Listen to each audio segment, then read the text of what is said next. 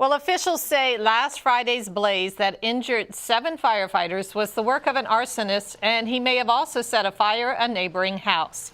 An investigative team says the blaze that began in the basement of this home in the 6400 block of 57th Avenue was intentionally set, and as was a previously unreported fire at a house next door. The investigative team has determined that the fire that occurred at 6404 57th Avenue in Riverdale is the result of arson. The area of origin is in the basement.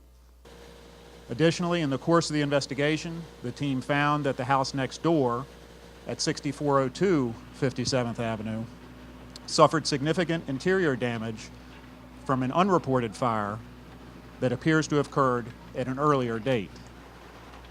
That fire is also being investigated as arson. During a press conference this afternoon, the badly burned radio of one of the injured firefighters was on display. Officials say they believe the 2 fires are related and are concerned that the arsons could escalate. Traditionally, on a national level, we have found that if somebody does it once, there's a very high likelihood that it will be done again.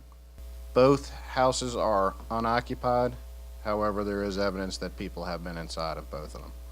I think one of the things we'd have to look at is whether or not the individuals had any reason to believe that someone would be in the space.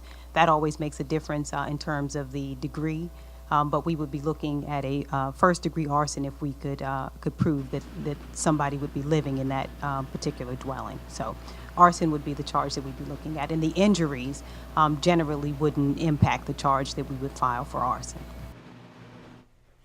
Of the 7 injured firefighters, only 1 remains in the hospital. 22-year-old Kevin O'Toole is still in critical condition but stable with 3rd-degree burns over 40% of his body. 21-year-old Ethan Sorrell was released from the hospital and is now speaking after suffering damage to his esophagus.